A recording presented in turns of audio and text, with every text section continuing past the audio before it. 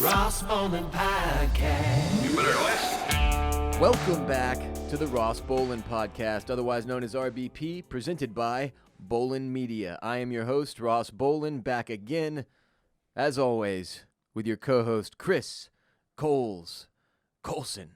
Coles, how you feeling, man? I'm feeling great, man. Another week, another Monday, trying to bring some positivity to the world, be a light.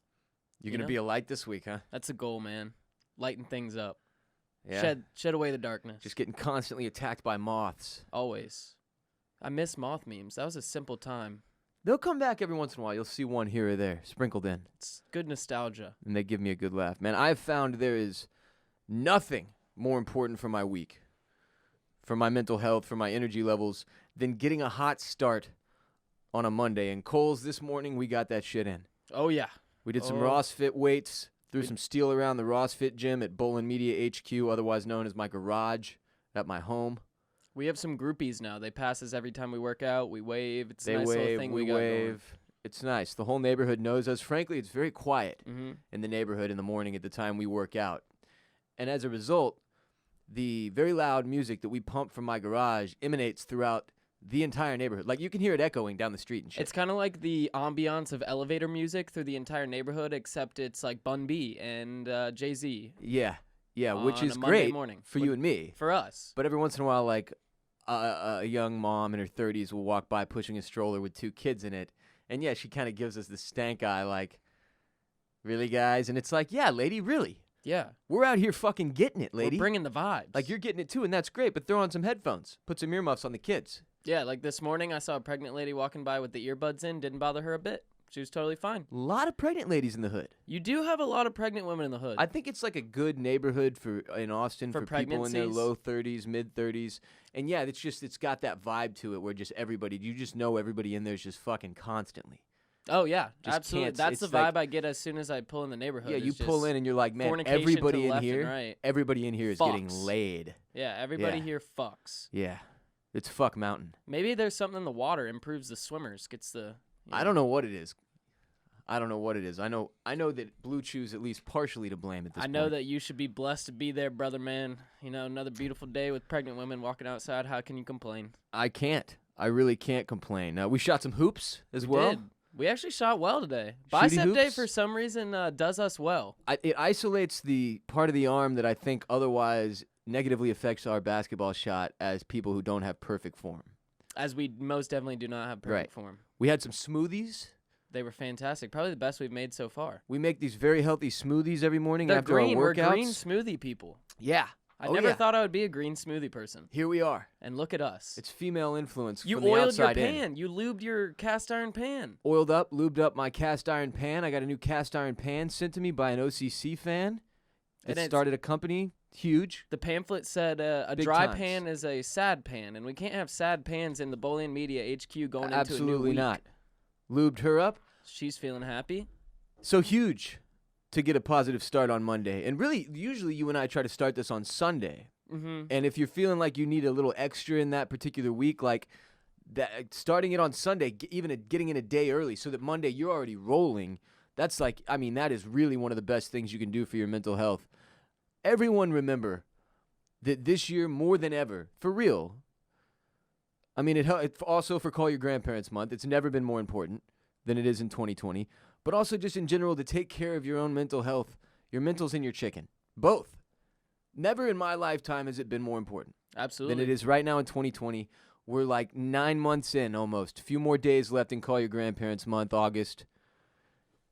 That's a lot of, we're tired, man. This has Yeah. been fucking exhausting, Yeah. frankly. And it's not going to get easier from You here. have a warrior spirit, man. You do. It's not going to get easier from here.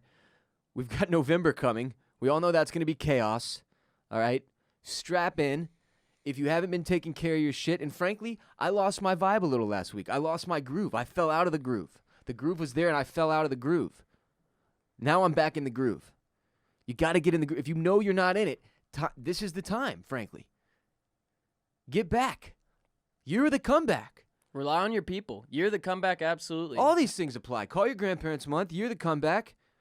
Mental health's never been more important. This show has never been more important. Even if you're thinking the workout thing's probably not for me, I implore you to at least go outside, get some sunlight, no sunglasses, no hat, let it soak in the skin, let it soak in the eyes. Listen, bro, you don't have to be, or sis, you don't have to be doing like some traditional meathead workout. You don't need steel. You don't have to do what Coles and I are doing, training to be linebackers or professional underwear models. I think we still have plenty of time. Get yourself some fucking resistance bands and do some fucking whatever you want. Just find, if you're a human being, you just said like, if you're listening and you think like, oh, workouts aren't really for me. If you're a human being, they are for you. They should be, yeah. And if you're a human being that struggles with mental health issues, they're paramount. Like, you got to get in there. You got to be working out. I'm sorry. I don't like this shit. You think Ron Bowler, you think fucking Bill Chungus is a huge workout fan?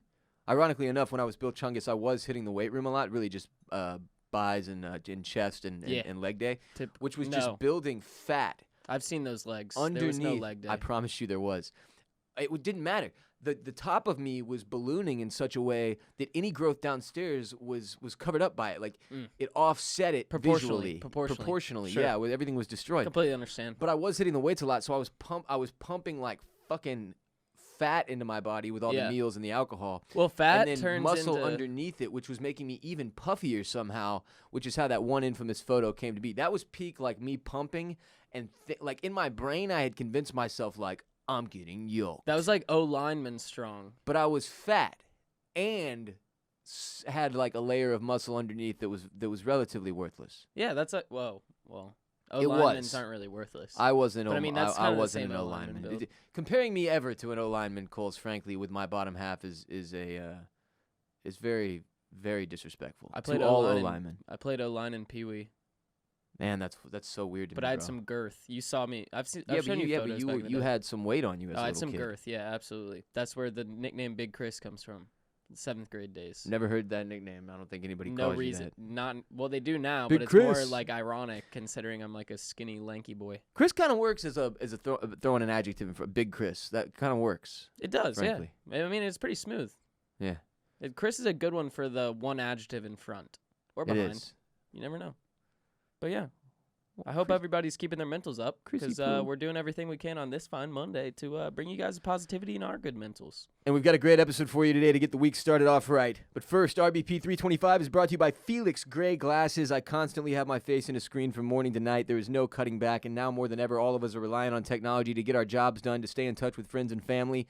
Screens are here to stay. They're unavoidable. You have to protect your eyes. There are a lot of blue light glasses out there on the market that are not good. They're not all created equally. Many blue light glasses don't filter out enough blue light, especially in the range that matters. Most blue light lenses only filter out about 2 to 3% in the range that matters. That's not good enough. Felix Gray uses a proprietary filtering technology to filter 15 times more blue light in the same range. Too much screen time results in tired, dry eyes, headaches, blurry vision, trouble sleeping. I've been wearing contacts and glasses since I was like 12 or 14. And I live in Austin, Texas, which, as Coles has learned, is the allergy capital of the world. I'm all too familiar with these symptoms, but not since I've been rocking my Felix Grays, baby. For months and months now, Coles, when we're gaming at night, when the eyes start to get tired, one of them gets a little twitchy, what do? You I throw on the the Felix Grays. Next thing you know, I'm locked in. I'm Ron Wick. I'm Ron Bean. I'm getting wins, and it's all because of the Felix Grays. I've got the Faraday frames, the clear version. I've got the Nash in black tortoise, I think it is, or something like that. I love them both. They're phenomenal. You can see them both on my face on twitch.tv/bossrollin every week. Check them out.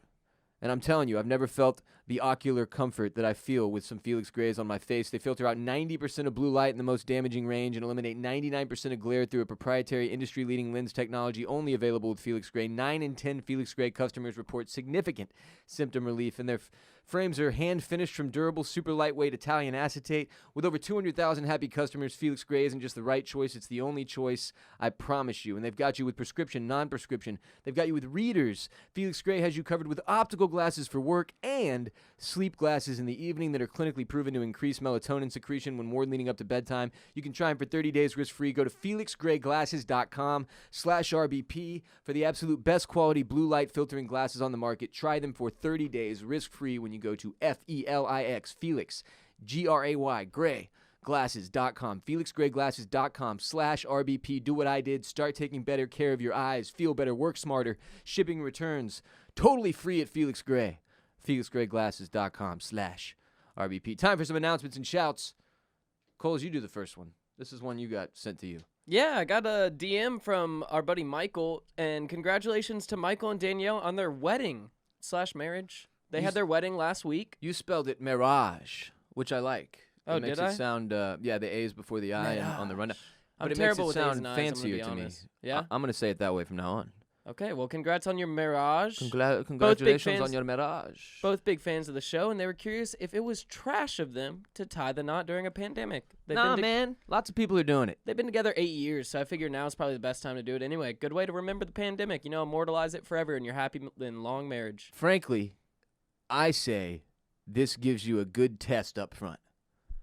A good test up front to help you guys strengthen and bond yourselves together through this shit of a year. And while the rest of us, we look back on 2020 and we literally would be like, Yeah. maybe we have one happy memory if we're lucky. I'll remember that Coles came down. I'll remember that I you know won what I a mean? game of Fall Guys. There'll be a couple things I have on my 2020 list, frankly, that are life achievements, big moments for me already. But Sure. most of us, we're going to be looking at 2020 like, fuck that year. I never want to talk about it again. They'll have their marriage. They will Michael have their and marriage. Danielle. And what better Their time wedding, to go their through wedding, and their Mirage. I'm sorry. and their Mirage. What better time to go through the honeymoon phase than during quarantine? Oh, baby. Just fucking like rabbits all day, every day. And if you need some extra help there, You know where to go. You know where to go. And you know the code. You do it. It's RBP. It is for Diamond Hard Rock Dick from God. All right. Speaking of which, for all the Twitch listeners, watchers, viewers that just got that joke. long happy marriage. Hope for you guys. Yes. Also, Twitch streaming schedule. Sunday, Monday, and Thursday, Coles and I go live at 7 p.m. Central on twitch.tv/BossRollin. We play Warzone. We play Fall Guys. We play Fortnite. We play GTA 5. We play Apex Legends. We play all kinds of things, but mostly the first two. Mostly the first two. Warzone and Fall Guys. We're obsessed with both of them. Fall Guys has become the staple of our stream. People are loving Fall Guys. We had 115 people is what we maxed out at last night playing Fall Guys. Oh, yeah. We average right now 55 viewers per hour streamed. We're doing over 100 hours a month. We're putting in the work. Over 850 hours total. We have streamed now live on twitch.tv/BossRollin starting back in October. We're going for it. We are going for We're it. building a goddamn empire here. Get on board or get out. Twitch.tv/BossRollin. Tonight, our stream has been moved up an hour and a half. We're starting at 5:30 p.m. Central. 5:30 p.m. Central. Trying to get some more gameplay in earlier for y'all. There's a lot of you who are on either the other time zone, where this is not great for you if we go late, or you got kids and shit, The job only and other shit. time zone. Yeah, the one of the other time. The only other one that's not good for this. Sure. Yeah. Because L.A., bro, they're up. You're golden. California, they can watch fucking Twitch streams all night long.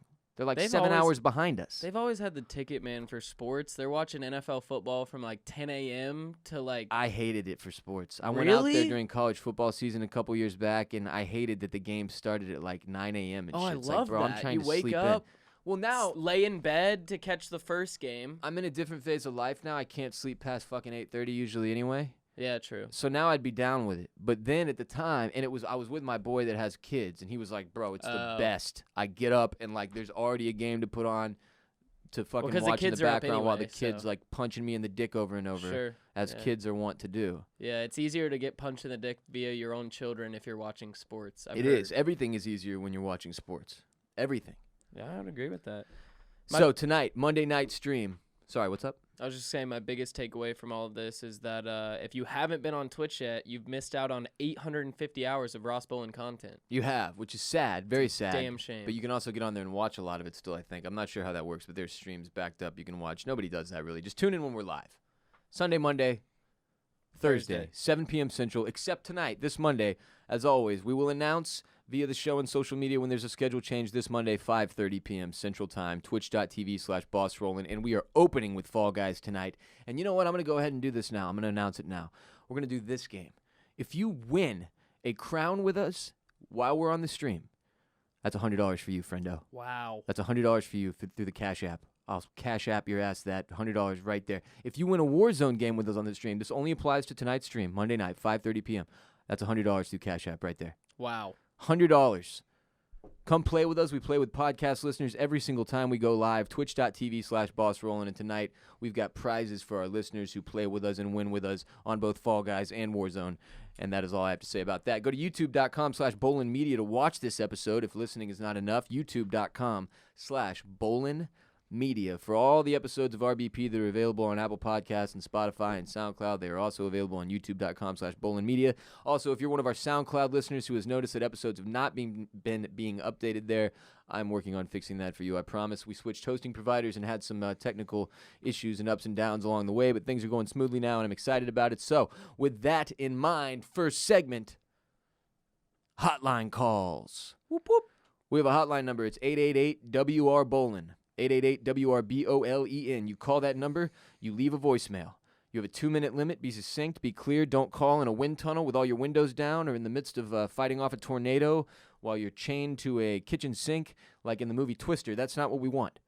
888-WR-BOLEN. Call the hotline, ask us a question, throw us a hypothetical, a trash or not trash, tell us a story, sing us a song, or just use it as a place for yourself to vent if needed. Coles, throw on the headphones. We are going to play our first call.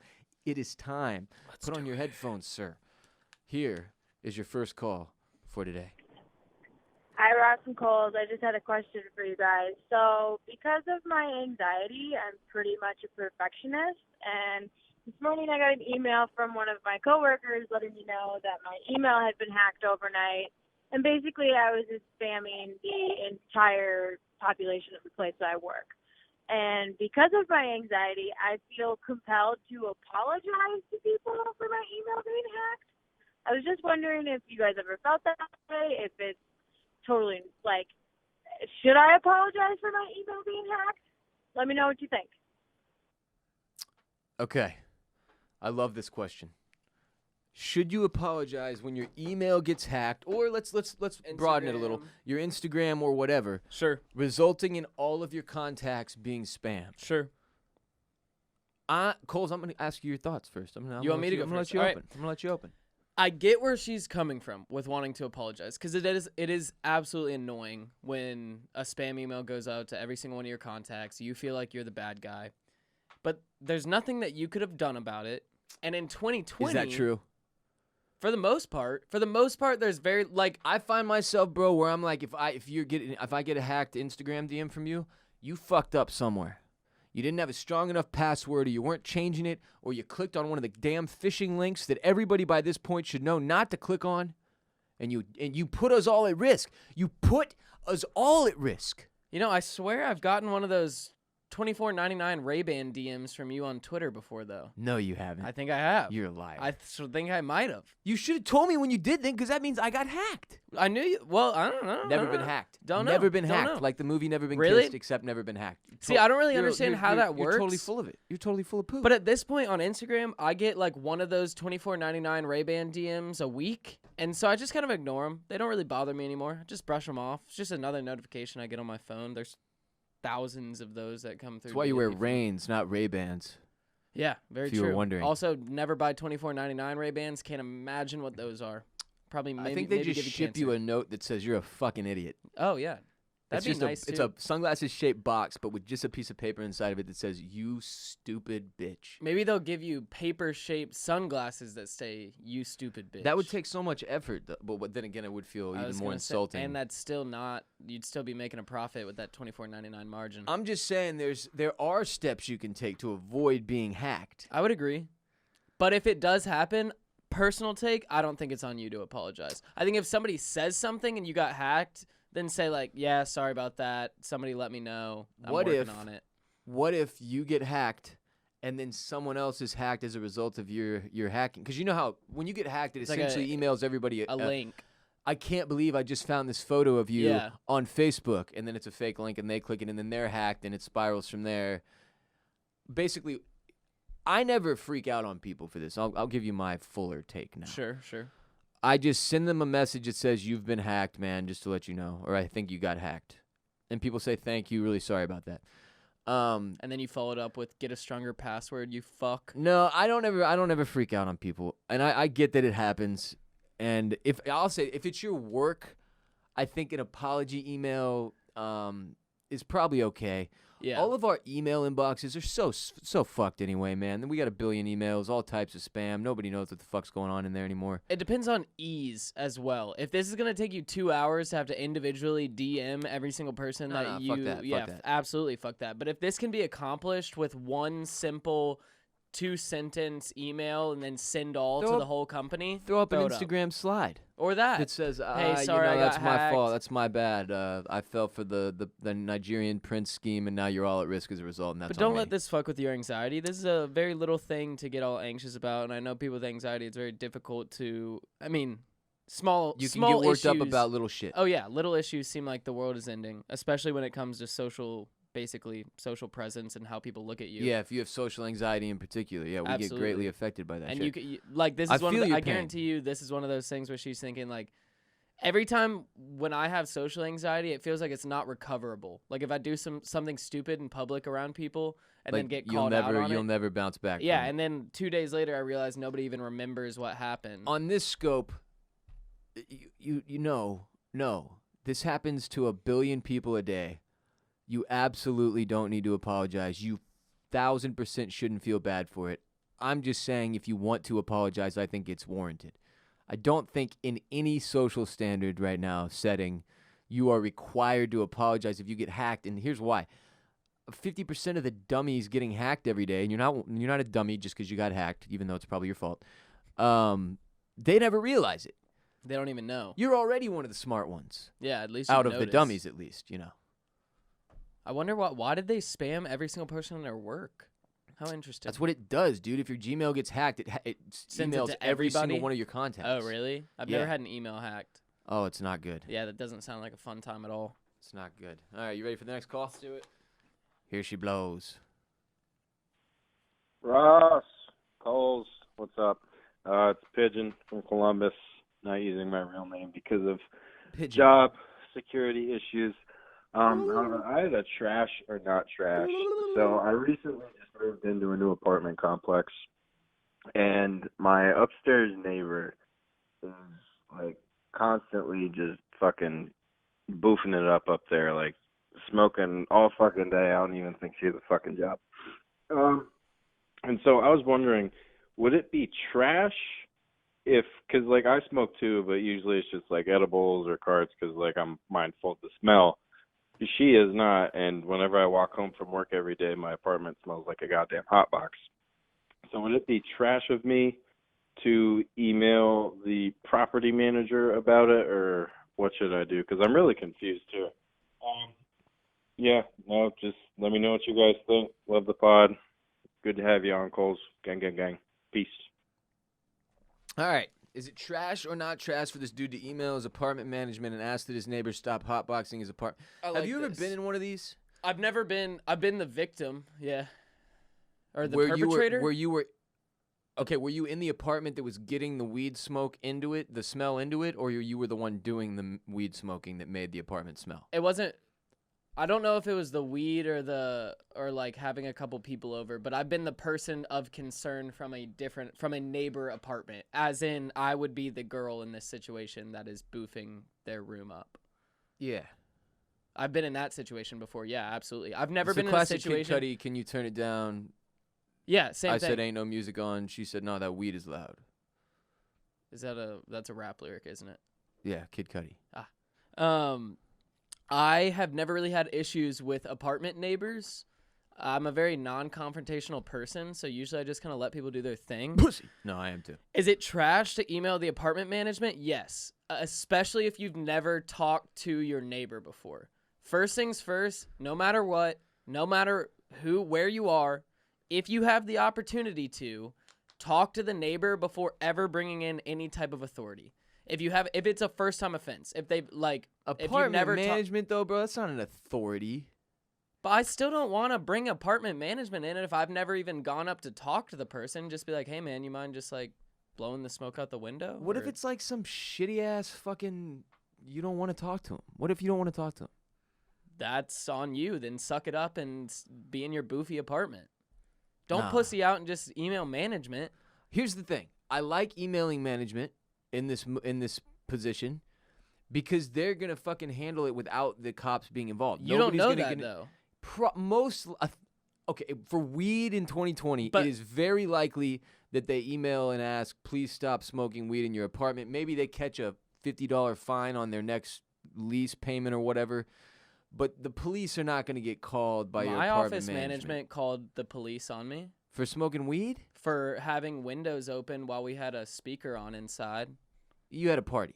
No, we didn't. We had 6 people over, and we were just smoking in a circle but around 6 the... people in an apartment with speakers and a window open can be a very loud thing, It depending can on the be. 6 people. It can be, but this was like 11 p.m. on like a Thursday night, and we had never had any issues with any neighbors before. There's only one neighbor that can hear us, and they're beside us. This is why I'm saying it. With my experience, It depends. That's circumstantial. You're in a college apartment complex, I'm assuming, right? No, this was just a normal... Oh, then that shit's on you, bro. Because you got all ages in there. If I'm 33 and I'm in my apartment, Sure. and 6 of you motherfuckers are getting wasted with a window open and a speaker on at 11:30, and I have to get up at 6 a.m. or some shit, you fuck y'all. Okay. I'm not coming through to say what's up. Okay. I'm laying my ass in bed and emailing or calling doing something, because it's like that. It's totally circumstantial based on your apartment complex is part of what I'm saying. If you're in an apartment complex where everybody's under 25, you're in a much better spot. But if you got like old regular adults around your shit, dude, some people I know go to bed at 9:30. Sure. People with kids and shit go to bed early as fuck. Oh, absolutely. So I don't know. I'm just saying, personally, I always would like to go to the person first, because you never know the situation. Totally I mean, what fair. if this person is like on strike 2 out of 3, and one more weed charge could put him behind bars for 15 years? Sure. No, like, to go to the extreme. But then why are you blowing up your apartment? Like, open the windows, okay, smoke on you're the right, balcony. You're right. That's still on them. I'm just saying, I would not want to be the person to like I'm living in this apartment. I don't mind the smell of weed. So if I had a neighbor that was hotboxing all the time, it wouldn't personally bother me. Like, I would be okay with that. But if it got to the point where it was bothering me, I would go talk to them first, because also I'm a stoner, so I get it. Like, I know that weed's loud. Fair. And like, they might not even be hotboxing. Their smoke spot might just be right next to the vent that goes into blows it their into room. something. You know what I mean? Yeah, Like, you never know. It might be a quick fix. It might be they just need to move their bong from one side of the house next to this window by the door.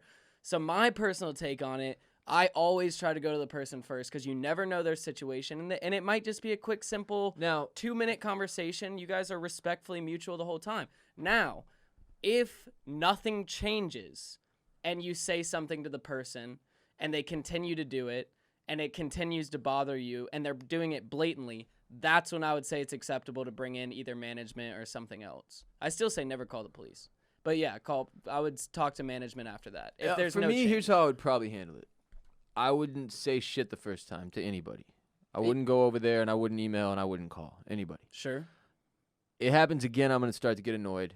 Probably 5 or 6 time, I'm sending an email. Because, like, in my experience, Not even like a note. adult Would you leave apartment a note? complexes, nah. Okay. Adult apartment complexes are not friendly places. Sure. People don't know each other. I've never known a single one of my neighbors in any of the 3 apartments I lived in Austin. Okay. Really, in Austin? Yeah. Wow. And I mean, when would you hang? Or like, I guess I knew some at the pool, but I don't know where in the complex they lived. I mean, like mine Like was in my like building, our doors weren't closed enough. Some people I never even saw. You know what mine I'm was like saying? an outdoor apartment complex. You know what I'm talking about? Where it's like my door opens straight to the outdoor. and it's like a porch. All of mine I've lived in. Yeah, so they all had back porches as well, or like back sitting areas. And so over the course of the year that I lived there, at some point there would be somebody on their back porch doing something. And so I would stop, introduce myself, say hello. I live in 310. Oh yeah, fuck all Nice to that. I meet don't you. talk to strangers. Oh, Nah. Nah, and this might be the where older, the disconnect is coming this in. is here an a little age bit then. difference. This is an age Sure, difference sure, thing sure. too, though. The older you get, the less inclined you are to speak to anyone you don't know, Okay. because you get like the world. You just learn how much more toxic the world is. Sure. Like less and less people, and you just sort of have your people. Yeah, I get that. It's also I get circumstantial, but I'm just saying, the older you get, the less likely you are to like be introducing yourself to strangers. I can't remember the last time somebody was like, "Hi, what's up? My name is whatever." Just wanted to. Actually, it was my neighbor to the dude who lives in the house. My neighbor directly next to my house, Chris, who's still there, not the guy who's been missing for 3 months that we think might be dead. Oh yeah, RIP that man. Other neighbor, he came over and introduced himself to me. The guy that has the to your left. Yeah, he's got the cool. Well, if you're his facing sign if you're facing my house, it's to the right. But it's the one that has the cool like LED neon sign on it.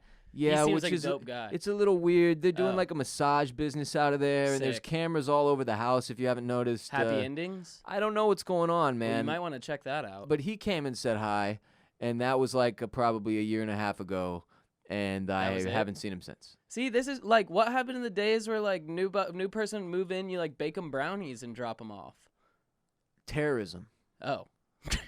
Terrorism happened. I don't know what's in those fucking brownies, dude. I threw out fucking Meat. I threw You out threw out meat, meats. bro.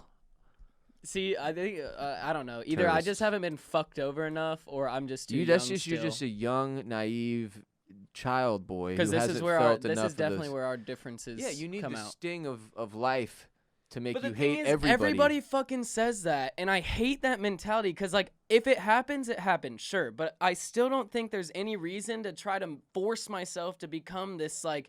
You more- shouldn't. You shouldn't. Yeah, I want to be as absolutely shouldn't. positive and worldly and loving for as long as I can. If I can make it my whole fucking life like that, I hope I can make it my whole life like that. You I hope can. You absolutely can. that's the goal. I don't think like I want I always want every interaction that I have moving forward. I want to look at it to where I'm thinking this could lead to something great as opposed to this will be a waste of my time most likely. Because even if it is a waste of my time, 99 out of 100 people, if that one person makes it worth my time, every single interaction I've ever had has been worth that time. You get what I'm saying? To get to that point. Sure. Everything you do leads to something else. Your life is consistently moving and flowing and changing, and every interaction that you have, butterfly effect, if you will, leads to something else significantly further down the line. Yeah, yeah. So why hold anything back now for the chance that it may not pay off? Because on the other hand, there's a lot more chance, because if it does pay off, it's going to be significantly better than all the times it never did. I'll tell you why. Terrorism. Sure.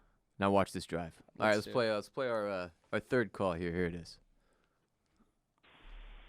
Hey, Ross. Hey, Coles.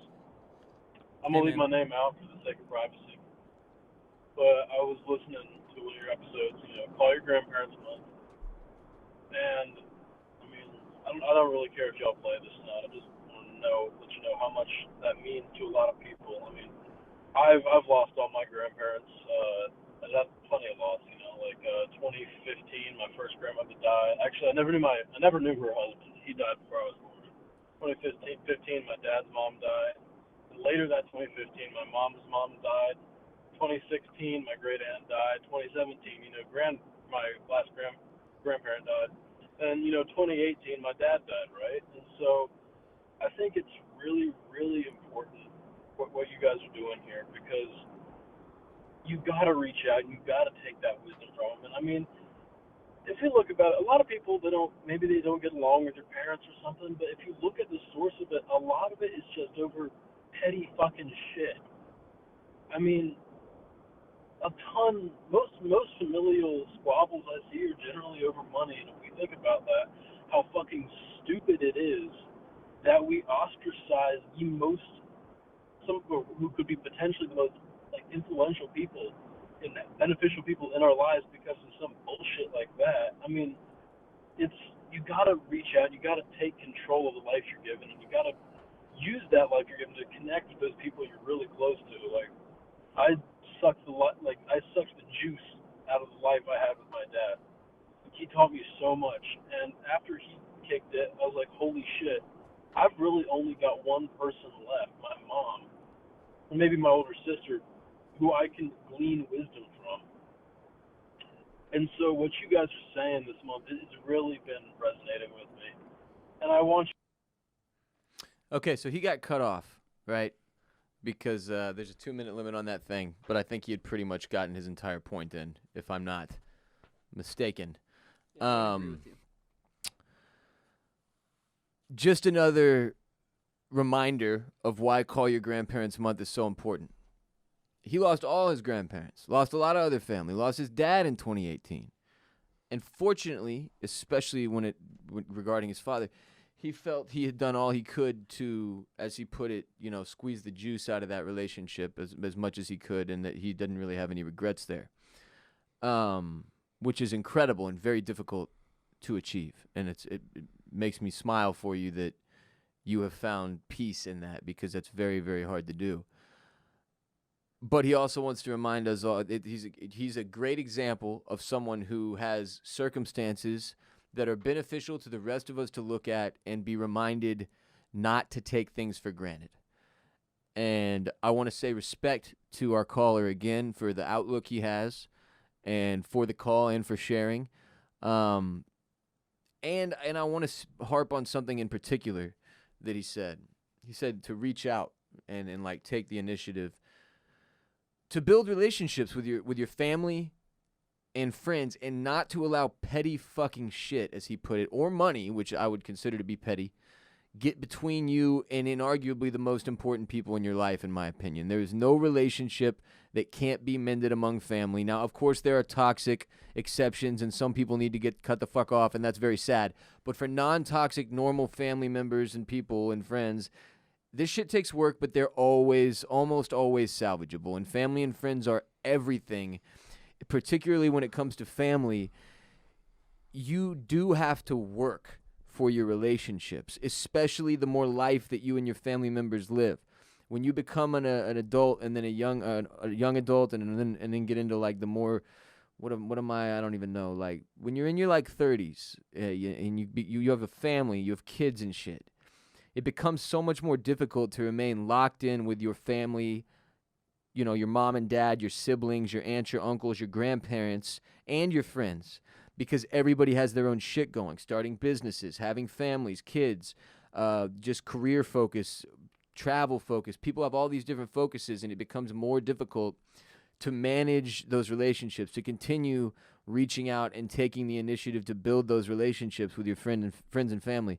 And I have found, in particular, over this past 8-9 months, really about 11 months now, over this last 11 months, which has been a whole brand new phase of my life, that I had lost some of that focus too much on spending time with my family, my immediate family in particular, and making sure that my connections with my friends that I wanted to be my friends and stick around were healthier and more productive and more meaningful, instead of shallow and meaningless and stupid. I had completely lost that focus during a stage of my life that was filled with hectic toxicity and negativity and sadness and pain. And coming out of that, I had to refocus my efforts on making sure that I'm as close with my friends and family as I want to be. And so this last month has been a great example where I've had my mom and dad come in twice now. My dad has visited twice in the past month, where I hadn't had him up here in 5 years before that. He had been here maybe twice in 5 years, and now he's been here twice in a month. My mom been up a couple times with him. My parents are divorced, but they're very close. I know that's weird for some people, but they've known each other since kindergarten. My little brother came up last weekend. I've got to spend some time with him. And he's a great example of something. My little brother, I love him very, very, very much, and me and him have not gotten to spend nearly enough time together or spent nearly enough time talking, because I got so swept up in all this other shit. And like I was saying, the older you get, the harder this gets. And it's so important to remember. And, your grandparents, it's even more difficult because they're another layer removed, and it's harder to keep them top of mind. And during a year like 2020, when they're spending their time mostly alone in a lot of cases for our grandparents, that's so important that they remain connected with you and that you call them and check in with them. But this applies across the board. You can take Call Your Grandparents Month and apply it to literally every relationship in your life, and they would be better off as a result. But I just want my last point, and then Cole, as you can respond, is thank you to the caller for sharing with us again his personal circumstances. And I know I've gotten close with a lot of people over this past year who are very important to me, who have faced a lot of loss in their life, and I have seen firsthand just how both negatively and positively that can impact people. To experience a great amount of loss and to still be able to maintain positivity, a good outlook on life, and hustle and attack every day is one of the most respectable traits you can have as a human being to me. To be somebody who has lost a lot and still continue to maintain and to be a light, as Cole said at the beginning of the episode.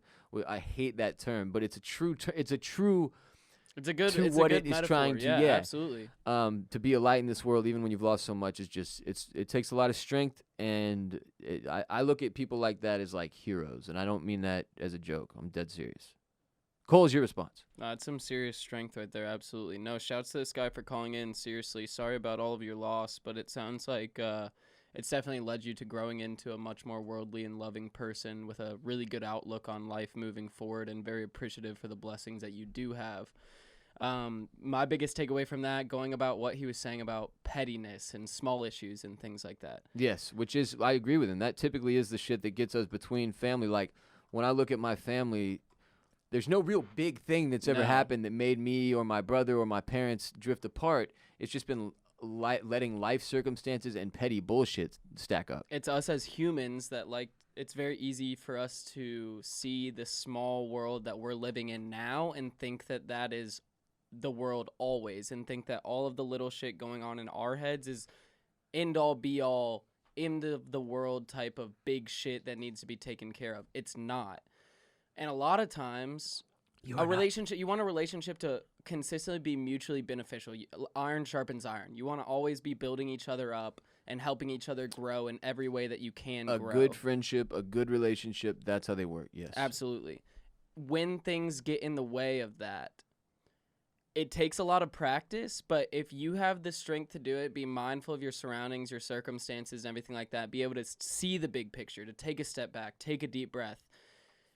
Take it on your shoulders to be able to really communicate to that person if they're worth fighting for and worth having in your life.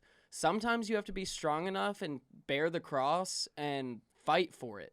And sometimes you have to put yourself on the line and to get back on terms with somebody that you really care about, to be able to continue both moving forward. That can be the most difficult thing. But when there's petty issues in the way, sometimes you just have to let them go, take a step back, and then continue to move forward. That's my biggest takeaway from that. Righteous. Thanks again for sharing, man, and thank you to everybody who called the hotline this week, 888-WR-BOLEN. We pull from there pretty randomly and try to get a few calls in at least every single week in one of our either Monday or Wednesday episode. Appreciate y'all. 2-minute limit on the hotline calls. Be succinct, be clear, ask a question, blah, blah, blah. Y'all heard everything up front. RBP 325 is also brought to you by Texas Home Locators, which is going to start with a funny story because this is actually my cousin, Andrew Bolen's company. And when he reached out to set up this sponsorship, he hit me directly, apparently, hit me up.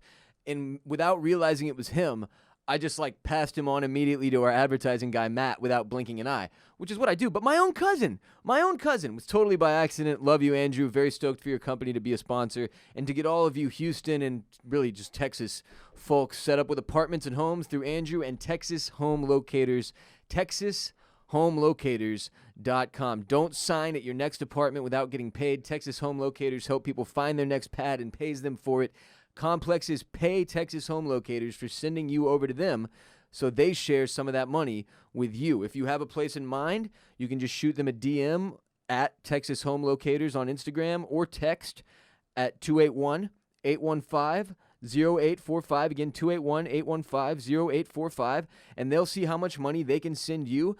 If you have no idea where to look, give them a general idea of what it is you're looking for, and they'll shoot over a list of the best places in your price range. You have nothing to lose. If you're looking for a new apartment right now in Texas, Houston people especially, one quick message means money in your pocket. Texas Home Locators donates $50 for each apartment leased to a local food bank. So all my Texas people, here's how this works. You contact them before you visit the apartment complex, either by going to their website, TexasHomeLocators.com, or at Texas Home Locators on Instagram, or 281-815-0845.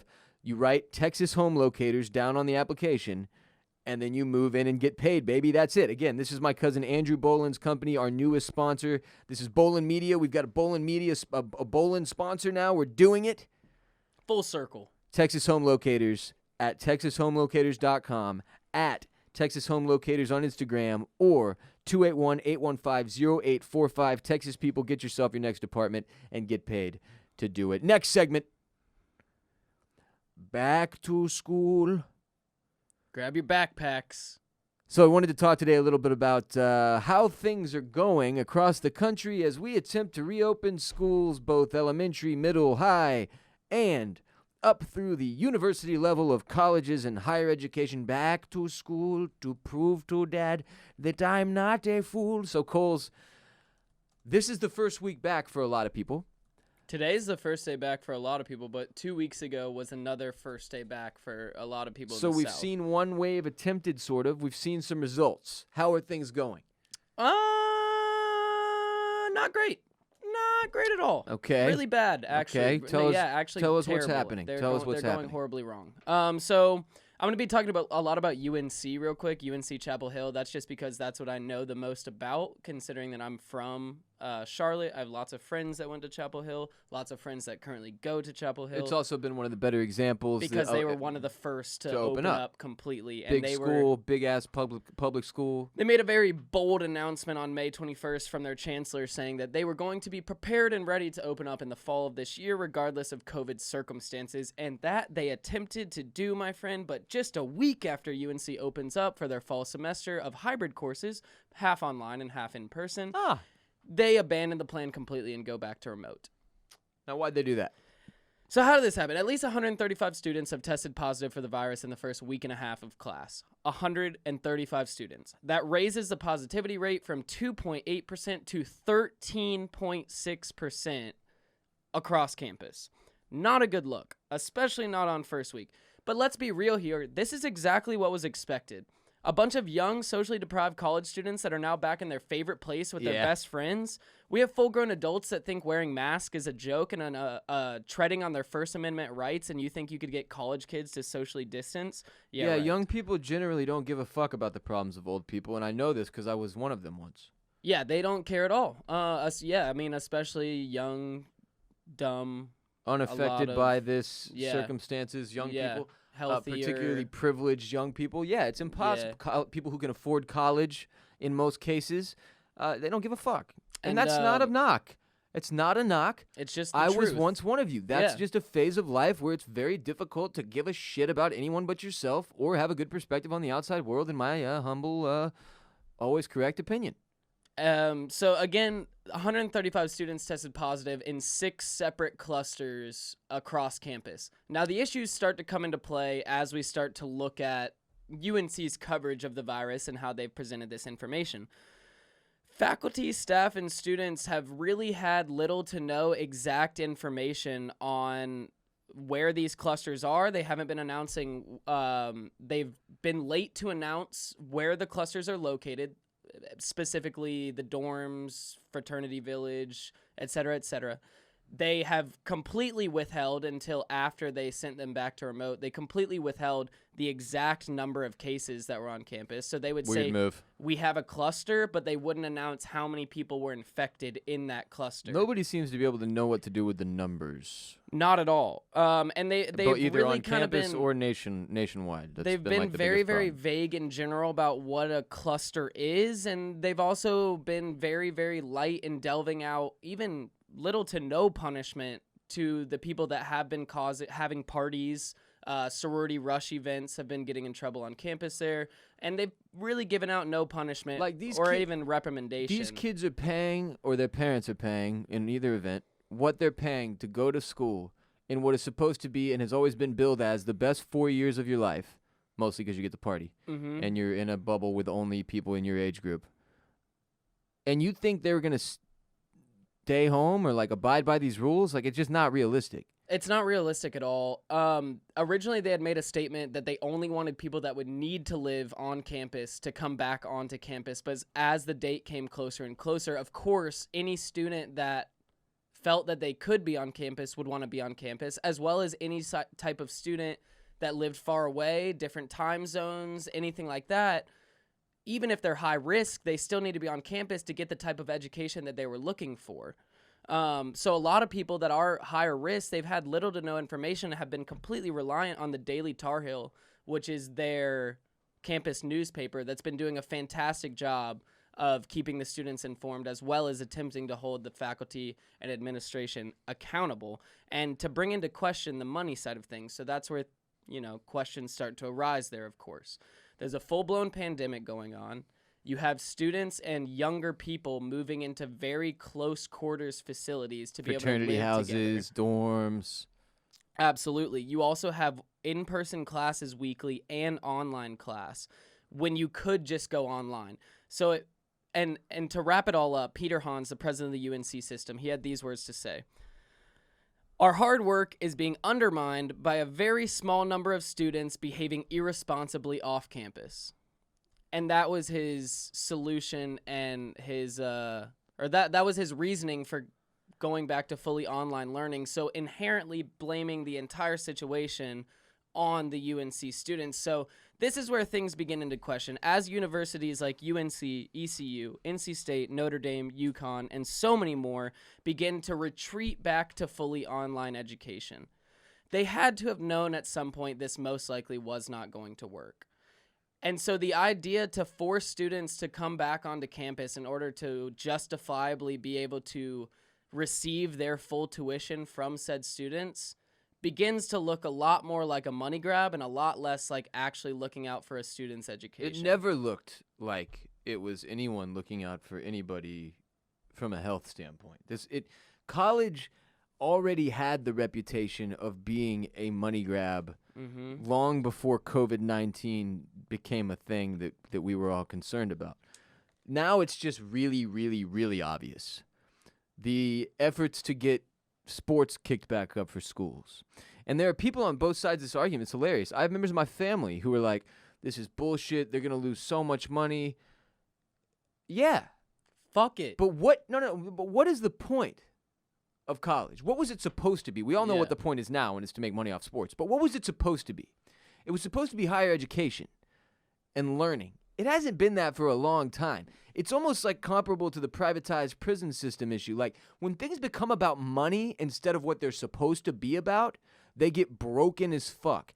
College in this country has been broken as fuck for a very long time. It is outrageously expensive for, I don't know what percentage, but a very large percentage of students. It's not even about the education. It's about sports and fucking and drinking and smoking, snorting, smoking, tooting, fucking, sucking, and it doesn't have shit to do with what it's supposed to do. On either side of the fence. It's about the college experience at this point. Yes, for for lot students, of people, for students. a lot of students. For the schools, it's all about making money. And the whole thing with reopen. I don't know if it's the right answer to beat COVID-19. I don't know what is or isn't. I'm not a fucking scientist. I don't like to sit here and pretend that at this point I have received enough not and stilted information. Everything I hear from one side or the other is just complete opposites, and I'm like, what the fuck? But I do know this.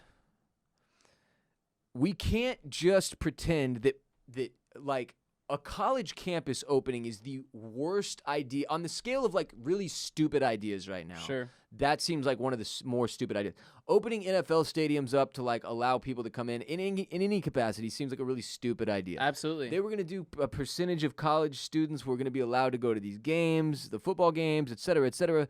Like, everybody for months now has been staring at college and college football and the NFL being like, this isn't going to work, but yeah, they're going to try it for money, and we all know it.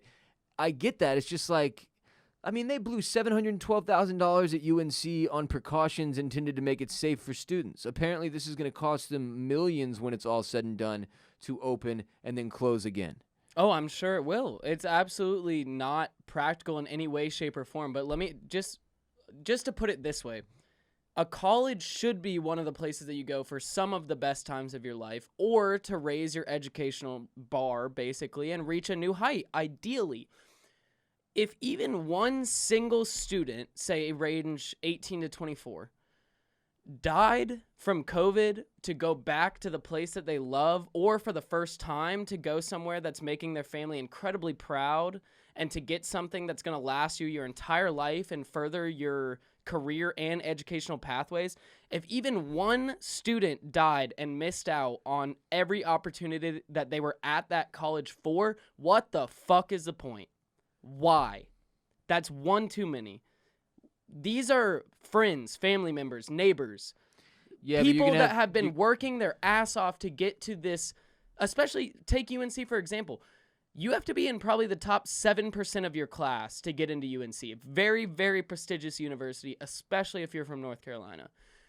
If somebody worked their ass off all 4 years of high school just to be able to go to that school, and then it's all for naught because the school hadn't had precautions set up in a correct way for them to be safe and safely receive their education, it was all fucking pointless. Which again, in 2020, the problem here is that because this can all be accomplished online. The only reason to get students back on campus and make all that argument about that being okay would be to get sports back. That's it.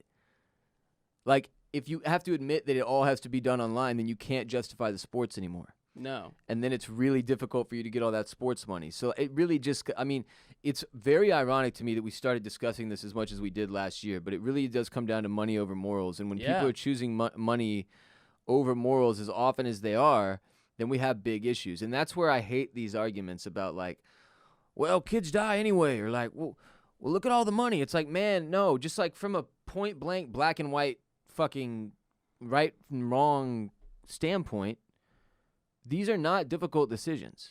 This should have been a very easy call. Like schools right now, with where our numbers are at and a lack of a vaccine and a lack of good numbers coming from anyone, a lack of good messaging and just a general lack of direction from our leadership as a whole, not even at the fucking national level, just state levels, with everything being as much of a clusterfuck as it is, we're not there yet.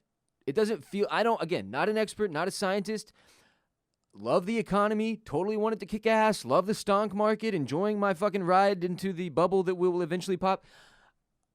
All great things, mazel mazel, but we're not there yet. We're just not there yet. And if you want to get there, there are other steps that we have to take beforehand, which we can talk about at some other point. But today, I don't feel like embracing the COVID situation any more than we already have. But this all to say, from what we've seen so far, reading, and this is the news. The news tends to be this way, but you read a lot of negative stories so far about schools reopening and not a lot of like, this school is doing it well. They've had one case and like that student was immediately quarantined and nothing went horribly wrong. And look at all the children learning in a safe environment, 6 feet apart or whatever the fuck. I'm not seeing a lot of that. I'm seeing a lot of, well, we were open for 3 days and then all hell broke loose and we're having to close and then trying to blame it on the students when you just wanted cash. And you know it, bro. Like, don't try to then put it on the kids. That's fucked up, and that's such a college professor, chancellor, president move. And it shouldn't They're be always on as the snobby kids, as though. fucks in the world. But it shouldn't be on the kids regardless. Even if the kids are doing whatever, if that was even a possibility, it's not the kids. Like, well, part of it's on the kids. Oh yeah, okay. Don't get me wrong. Be responsible. Don't go out in large crowds. Everything like that. Stay safe. Stay socially distanced. Absolutely. But the school had stated that they were prepared for students to move back in, and it's very obvious they weren't. And I think that's really what it comes down to. They were not prepared for this. What, they didn't have enough, like, hand it just shouldn't have sanitizer happened. around It the just shouldn't have classrooms? happened. Or? Like, I'm saying, we're not prepared for this. We're not prepared for schools to completely reopen again. No, that's It's what I'm just saying. We're not time. there Yeah, yet. we're not. It's just not going to happen. But it shouldn't be. I mean, the students are to blame for sure, but not all of it. Not the way that the chancellor put it on them. I'll leave you with this question, Chris. Sure. Before we go to our next and final segment. How do we reach these kids? Next segment. Sports! All right, it's time for some quick updates in the NBA and NHL and Champions League in particular. In the NBA, the Rockets failed to win their third game of the series, which would have put them up 3-0. They're up 2-1 to the Thunder. Their next game starts in less than 60 seconds. Less than 60 seconds, their next game. 3 o'clock Central. Why in the middle of the day? God hates me. Don't know. Going for the March Madness thing. To be fair, this is the only time of the day you could watch this game. Fair enough. This is one of the cool... Wait, what? Why? We have stream tonight. We're recording right now. Oh, you think I can't watch the Rockets while I stream? I'll just suck. I'll suck at video games, but I'll be better at entertaining. That's Probably. horrible. This is why we never get Warzone wins. No, it's not.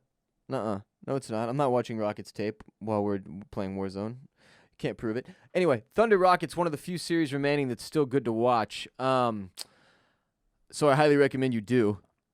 You'll obviously get this episode after the fourth game has taken place. Hopefully the Rockets will be up 3-1, and we can finish this thing out later in the week, and you can watch that one. But You should just confidently say Rockets won today. We're up 4-1, and then give it a score, and we'll just see if we're close. 3-1. Rockets will be 3-1. up 3-1. All right, Rockets are up 3-1 after an astounding victory over the Thunder today, in which they blew them out 127 to 98. 127 to 98. Rockets win over the Thunder. Huge win for the Rockets. Great to see it. Love to see the team succeeding as they did today. What a great win to put the series at 3-1. Luka Doncic hit one of his first big playoff moment shot of his career, I believe. Last night, when they were down 1 point to the Clippers, they were down 2-1 in the series. Series is about to become quite interesting. Difficult. Yeah, tied it up. And then Luka hits this big shot to tie up the series, to make things incredibly interesting. Probably now the will be the highest viewed game in the next in this current round we're in, because the Mavs and the Clippers are tied 2-2. The Clippers are, of course, a 1 seed, and the Mavs are the 8 seed. Or are the Clippers a 2 seed? I can't imagine the Mavs would be an 8 seed, so I have a feeling they're a 2 seed. Now I have to look. Also, youngest player to ever hit a playoff buzzer beater in the history of the NBA. Is he? He is. Easy. Yeah, they're the 7 seed. Lakers, 1 seed. Blazers, 8 seed. Sorry, apologies. Got yelled at this last week too. Clippers, 2 seed. Mavs, 7 seed. Still, great series. Clippers, one of the favorites to win the championship. Mavs, young, inexperienced. Luka, the obvious best player on their team at this point.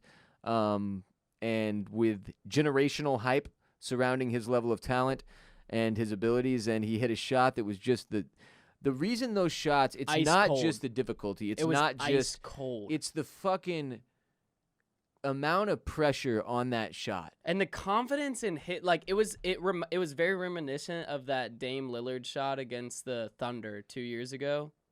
Dame has that same kind of confidence stroke too. Yeah, exactly. To where like when you saw him release that shot, there was no like edge of your seat moment. You're like, oh shit, he just nailed It was just that. wet. Yeah.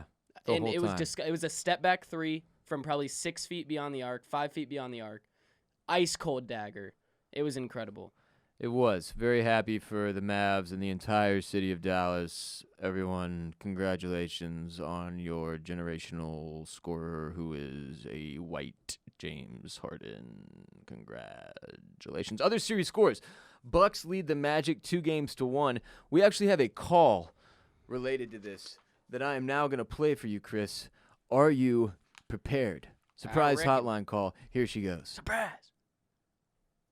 This is Phil from Pinehurst, North Carolina. Hey, shout. And I just want to let you know that I used MyBookie AG for the first time last night, and I hit a stupid fucking bet of Vucevic dropping 35 on Orlando beating the Bucks. I turned my $5 into $805, and I would like to thank you for that. And that is it. Gang, gang, gang. Wow. Hey, look at that. You're welcome, guy. You're welcome. So the first game of the series, the Magic ended up winning, and what is shocking fashion? it? Vucevic, I believe it is, dropped 35 points. So what was the bet he made? We were wondering this at home. Was it We were trying to do did the he math. bet on Vucevic to drop exactly 35 points in the Magic, or was it just Magic money line? Because Well, $5 into $805. I'm thinking maybe he did like maybe he bet like live bet by the quarter, and he kept betting that the Magic would pull it out, and they kept winning every quarter or something like that, and he just it had boosted to the have been plus. I don't know. It sounded like one shot, $5 into $805. But maybe it was that he was doing Maybe live he had betting a on Vucevic mybookie.ag. Parlay that he would score exactly 35 points. You typically can't parlay props. Oh yeah, you're right. They don't let you do that as often. Okay. Most bookies that I've experienced. Now, I'm not positive that you can't do that on mybookie.ag. It's just most of the time you cannot parlay prop bets because Sure. the odds are so long that it just puts them at more risk, I guess. I don't really know why. Because but if you that's actually why. won it, it would fuck the house. I don't know why, but that's exactly why. Sure. $5 into $805 is ridiculous, though. I will say, since then, the Bucks have decided to start playing and have been pounding the fuck out of the Magic. So hopefully, he took that $805 and ran to safer waters, because that is not where you want to be anymore. Again, Bucks up 2-1, and they will likely win the next 2 if last night was any indication, as the Magic looked like they were dead in the fucking water. Jazz lead the Nuggets 3-1. Raptors swept the Nets. They're done. 4-0. Raptors on to the next round. Again, Mavs, Clips 2-2. Lakers, Blazers. Lakers 2 games. Blazers 1. Another great series. Very worth watching. Houston now at 3-1 after a great win on Monday afternoon in the game that started 5 minutes ago. Which I guess Triple-double from let's see. Harden. Let me look at the score so far and see. Nope, it still hasn't tipped off. Cole. Still hasn't tipped off. Perfect. We have We no gotta- idea, Cole. There's no way to know. Great win by the Rockets, though. Heat lead the Pacers 3-0.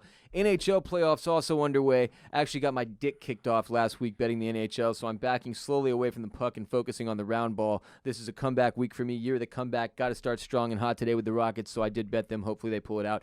Dallas Stars beat the Calgary Flames 4-2. Flyers overcame the Canadiens 4-2. Islanders beat the Caps 4-1. Bruins beat the Hurricanes 4-1. Avalanche take the Coyotes 4-1. Tampa Bay Lightning beat the Blue Jackets 4-1. A lot of 4-1. lot of Not 4-1 very series. yeah. Golden Knights take care of the Blackhawks 4-1. Time for the next round, basically, because this first one was not the typical fireworks that I expect every NHL playoff match to go to 7 games. Yeah. Every single one through every single round. So we'll hope to see that tradition That's why continue. they last like 3 months during a normal year. Indeed. In the Champions League, FC Bayern Munich took out PSG to win the Champions League on Saturday. Look at us doing soccer news. Paris Saint-Germain. How about that? And Poor as you Neymar. know, Poor if Neymar. you have sports you are looking to bet on, we have a sports betting sponsor for that. It's mybookie.ag. MyBookie has up-to-the-minute odds on all your favorite teams. I'm betting every goddamn Rockets game still. Coles and I both got crushed by the last one. That's okay. Just one game. Hey, but we won today. We did win today. That was With huge. the Rockets win. Crazy. Covered the 2.5 points. Huge to That get was that. crazy. Join today on mybookie.ag, and they will double your deposit with a $1 match if you use the code RBP. The promo code RBP when you sign up. They'll also toss you a free $1 future wager, I believe, NBA future wager, if I'm not mistaken. Perhaps MLB, whichever one it is, it doesn't matter. Free $10 future wager, double 100% deposit, double your dollars. So if you put in $100, they'll give you a 100% deposit bonus. That's another $100, and it's not just free money. That would be insane. You have to wager a certain amount before you can withdraw based on that deposit bonus. There are stipulations and shit, but MyBookie is phenomenal. It's a great, easy-to-use website. They make understanding the lines and all your different betting options easier than any other online sportsbook I'm aware of. They've been very responsive on social media. They've assured me they're going to take good care of y'all. You can go from your computer to your cell phone. You've got instant access wherever you are to action with mybookie.ag, whether you're at work or on the go. Again, you join today. They'll double your deposit when you use the code RBP. Make sure you read how the deposit works. With mybookie.ag, you bet, you win, and most importantly, when you win, you get paid. Code RBP for the extra cashish at mybookie.ag, and shouts to them for supporting the show. Sports go low, baby. Before you head out to take on the world, it's time for some very important announcements. First and foremost, you must rate and review this show because you've been saddled with 3 legal obligations as a result of having listened to this entire episode, and the first of which is rate and review.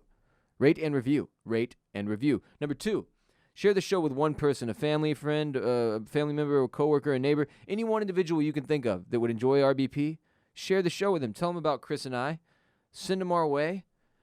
We'll take care of them after that. That's all you have to do. That's number 2. Number 3, use our sponsor codes. Support our sponsors who are supporting us. Felix Gray, felixgrayglasses.com/RBP. Texas Home Locators, again, is my cousin Andrew. Andrew Bolen, TexasHomeLocators.com if you're looking for an apartment in Texas, and MyBookie.ag, code RBP for all your sports betting needs.